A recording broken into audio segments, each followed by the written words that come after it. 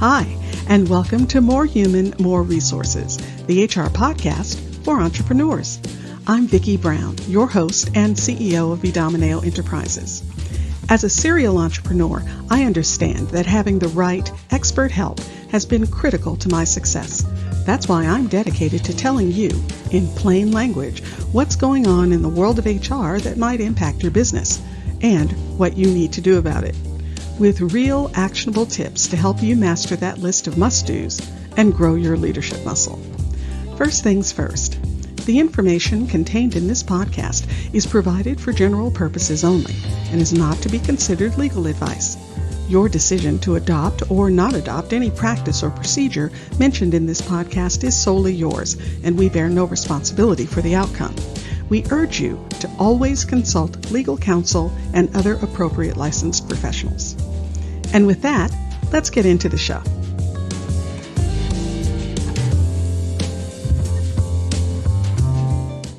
You're listening to Season 1, Episode 37, and today we're talking about Cobra. Cobra. The long legal name is actually the Consolidated Omnibus Budget Reconciliation Act, and it basically gives an employee and their family the option to stay on your company's health insurance plans after termination for a limited period of time. First off, there are really two types of Cobra, what we call federal Cobra, and then most states have their own Cobra extension laws as well. In fact, at the time of this episode, 40 states have Cobra expansions.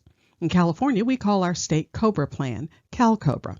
So the federal Cobra program is generally for 18 months for the standard scenario where an employee is terminated or resigns from their job. There are variables that can push federal Cobra to 24, 29, or even 36 months. Things like disability, military service, and having another event that would trigger Cobra actually during Cobra coverage. But again, for the most part, federal Cobra is 18 months. And then the state extensions kick in. For instance, in California, once the person has used up their 18 months of federal Cobra, the Cal Cobra program can push their coverage for another 18 months, so 36 months in total. Cal Cobra is also handy for companies too small to qualify for federal Cobra. You see, federal Cobra only applies to companies with 20 or more employees. So if you have less than that, your employee, or should I say former employee, wouldn't be eligible for federal Cobra because the company was too small. But Cal Cobra has another feature. It kicks in for companies with as few as 2 employees. And for that group, the 2-employee up to 49-employee company, Cal Cobra provides a full 36 months of coverage.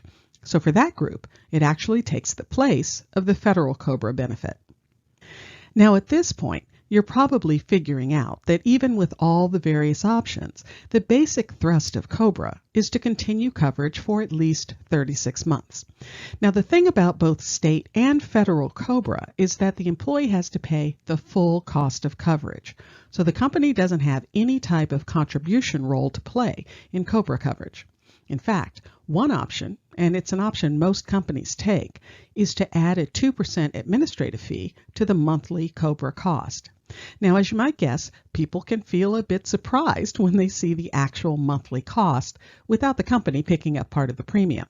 In fact, many people choose to forego Cobra altogether or only take it for 1 or 2 months while they find other coverage, either through an individual plan or a state exchange program like Covered California. It's usually a lot less costly of an option. One thing to point out here is that federal Cobra and Cal Cobra are billed very differently. Under the Cal Cobra plan, when someone leaves your company, you simply notify your insurance carrier and they take care of the notice requirements, billing, collecting payment, etc. In fact, the person won't even appear on your bill anymore. Federal Cobra is a bit more complicated.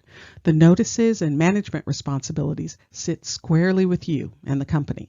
So that means you have to meet the notice deadlines, provide the proper information and documentation, track enrollment, collect payment, notify of missed payments and grace periods, and on and on and on.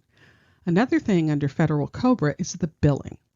Former employees on federal Cobra will still show up on your monthly invoice from the insurance company, and you're responsible for paying that bill. When the former employee sends you their monthly check, that's the reimbursement to your company. So under federal Cobra, you're looking at the potential of some out-of-pocket costs because of the timing.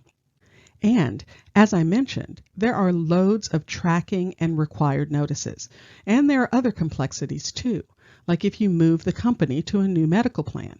The Cobra folks have to be able to enroll in that plan as well. And the fact that Cobra doesn't just apply to medical coverage. If your company offers dental or vision plans, they're subject to Cobra too. And it doesn't just kick in if somebody's leaving the company. If there's a divorce and the spouse, or should I say ex-spouse, is losing coverage, they're eligible for Cobra. Trust me, you don't want to try to manage this yourself. Because what if you miss the deadline on some Cobra notice or don't offer it to someone who should be eligible? Well, aside from the potential penalties, think about it. If someone has an accident or falls ill and it turns out they weren't covered by insurance because of missed Cobra notices or enrollment, who do you think everyone will point to pay those medical bills? That's right. Oh, it can end up being a pretty complex and unpleasant situation. So for that, among other reasons, companies covered by federal Cobra usually outsource Cobra management to a service provider.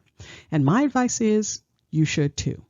In fact, even companies with full HR departments many times outsource their Cobra to someone else. It's just not worth the hassle and potential exposure to do Cobra management in-house. Remember, there are all sorts of nuances around Cobra. In fact, too many for me to cover here.